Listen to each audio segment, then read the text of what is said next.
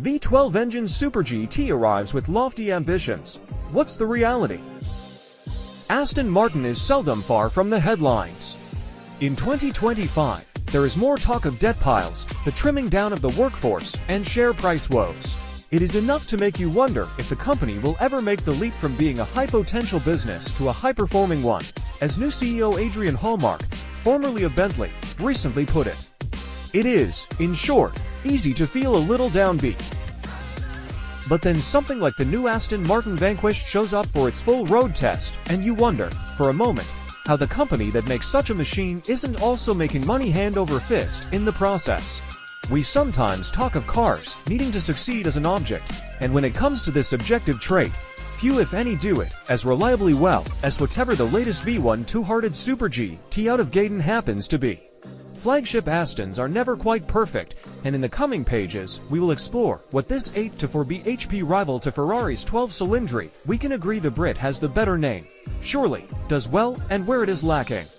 But the ability of this new Vanquish to awaken the inner 10-year-old petrolhead in driver and onlooker alike is beyond doubt. This is a poignant car too. The third coming of the Vanquish, a lineage that stretches back to 2001, will most likely be the last to feature 12 cylinders. If nothing changes in a regulatory sense, then 2028 will be the final year of production. Even today, Aston is capping the number of examples at 1,000 annually in order for the company to meet its fleet emissions obligations.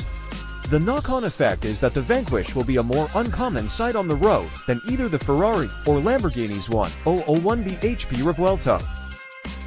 This is a poignant car too. The third coming of the Vanquish, a lineage that stretches back to 2001, will most likely be the last to feature 12 cylinders.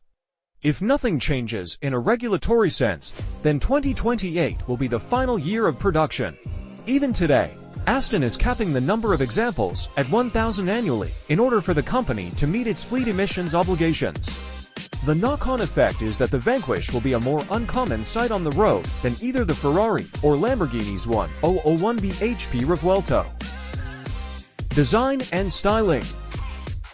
Despite the unimaginative or perhaps the appreciably subtle spec of our test car, there's no doubt that the Mk3 Vanquish is a striking Super GT with perhaps the most predatory silhouette of any front-engine series production Aston to date, which is saying something.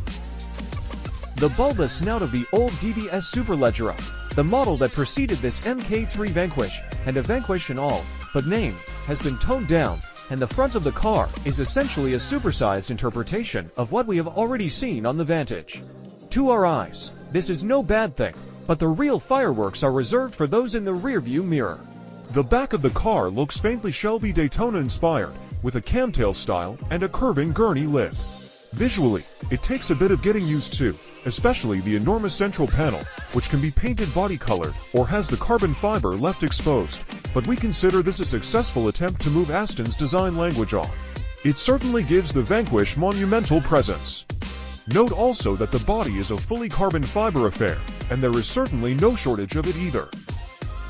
In terms of footprint, the new Vanquish is a mite narrower than the Superleggera, but it's 14 centimeters longer, most of that increase coming from inside the wheelbase, specifically between the A-pillar and front axle.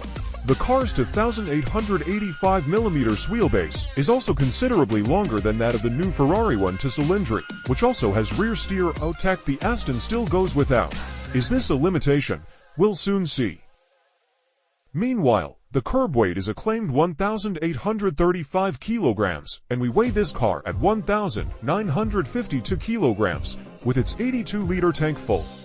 That represents a 42 kilograms gain on the Superleggera, tested in 2018 and tallies with the increased size of the Vanquish. Ferrari, for context, claims a dry weight of 1,560 kilograms for the 1-cylindry. Though in our experience, this means the Italian car will hit around 1,770 kilograms in running order. We will verify that later this year. Meanwhile, Bentley's hulking new hybrid V8 Conti GT Speed is a passenger shy of 2,500 kilograms. Interior.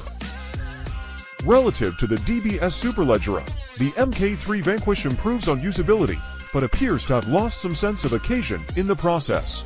The dashboard is neater, certainly, and visibility better, but you don't feel quite so embedded in the belly of the beast, or perched right over the back axle, with your eyeline barely cresting the scuttle. For some, the Vanquish's slightly reduced intimidation factor will of course be welcomed. This is an exceptionally wide and long device given it offers only to seats, and it requires acclimatization when navigating cities and B-roads alike. Many will also welcome the sense of space resulting from the fitment of a large panoramic glass roof panel, something the Superleggera was never offered with, and that makes the Vanquish relaxing company. Equally, some will also find the cabin architecture and the fittings too close to those of the Vantage. There are limits to how much a low-volume maker can diverge its various models in this respect, but a more sculpted dashboard or a unique cowling for the instrument binnacle may have been warranted in a car that costs more than twice as much as the Vanquish does. Nonetheless, the Vanquish's cabin is still an expensive-looking one in terms of materials and switchgear, and in the prevailing standard for fit and finish. There are knurled metallus knobs and switches to lure your fingertips, and plenty of tactile materials besides. Walnut, ash, metals, and carbon fiber are all yours at the tick of an option box, and despite the monochrome scheme of our test car, there's no shortage of available colors for the supple leather upholstery. The digital instrumentation is pretty clear and readable, too, and in general this feels a modern cockpit with some old-world lavishness. The touchscreen infotainment setup is unsurprisingly transferred from Aston's other models. It's a little less easy to navigate than some touchscreen systems, and a bit less responsive too. But it's furnished with smartphone mirroring compatibility, at least, for those with an iPhone, and remains a step forward from where Aston was on digital technology a couple of years ago. There is also wireless phone charging inside the armrest, where you'll find two USB-C ports as well. Luggage space remains an issue for Aston's flagship V1 too. There's less boot capacity in the Vanquish than in the Vantage C in the boot, below. And while there is some luggage space behind the seats, in the form of little terraces above and below an artfully integrated carbon fiber ensconced lateral brace, it's not a hugely useful arrangement, and getting the best out of it relies on the owner having bought a set of 4 satchel-type bags. They do look lovely, mine. In the boot. With luxury GT cars, there's often a surprising amount of cargo capacity in the boot. This is not the case with the Vanquish, and it's one of the few real weak spots in the package.